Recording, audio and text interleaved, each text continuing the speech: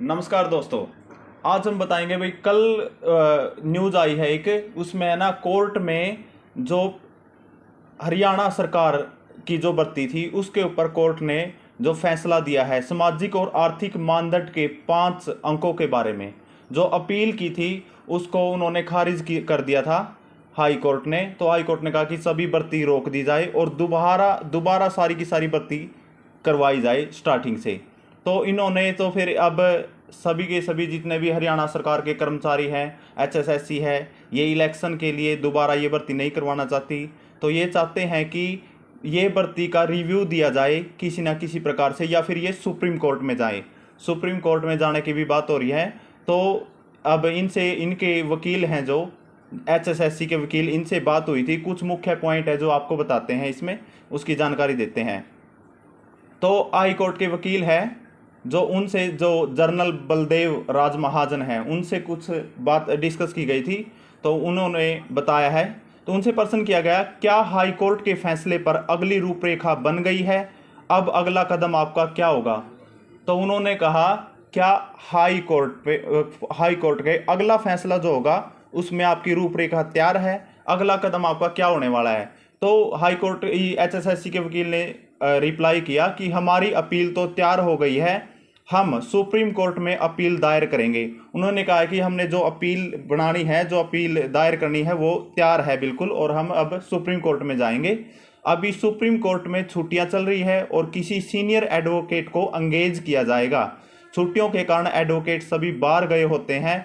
जैसे ही senior advocate उपलब्ध होगा उनसे बातचीत करेंगे। तो एचएसएससी के वकील ने कहा है कि अभी जून की छुट्टियां चली हुई है, जैसे ही कोई एडवोकेट आता है, सीनियर एडवोकेट, उससे बात करेंगे और हम अपील दायर करेंगे सुप्रीम कोर्ट में। अगला प्रश्न किया गया उनसे, क्या अपील छुट्टियों में ही दायर करने का विचार है या अदालत खुलने का इंतजार रहेगा? उनसे, एचएसएससी के वकील से प्रश्न किया गया कि भाई आप छुट्टियों का इंतजार करेंगे या फिर छुट्टियों के अंदर ही आप अपील दायर करेंगे?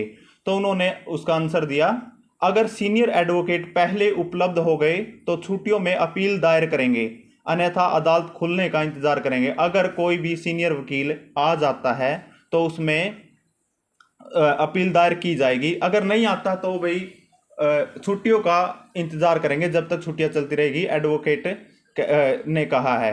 ओके, अगला प्रश्न इनसे किया गया, इसका मतलब यह है कि हाई कोर्ट में रिव्यू दायर नहीं होगी, सुप्रीम कोर्ट में ही अपील होगी, अपील दायर होगी।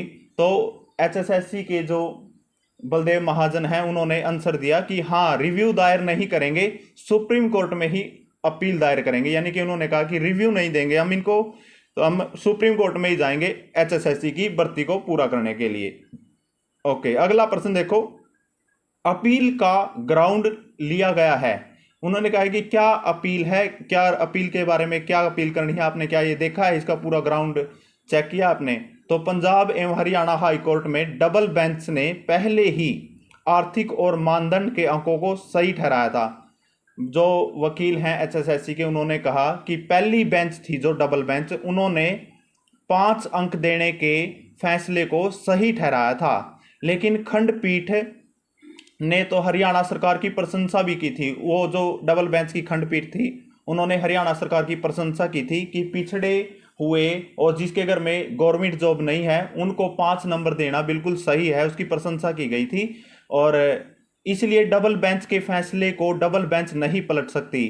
तो ये कहते हैं कि भाई, अगर उन्होंने, पहली डबल बेंच थी, उन्होंने इस फैसले को सही सराहना की थी, अच्छा फैसला बताया था कि जिसके घर में जॉब नहीं है, जो पिछड़े हुए वर्ग हैं या कोई भी है, कोई भी जो कोई भी कास्ट है, उसमें स्टार्टिंग टाइम से ही अगर जॉब नहीं है तो उसको मौका मिलना चाहिए, 5 नंबर देने चाहिए आगे आने के लिए।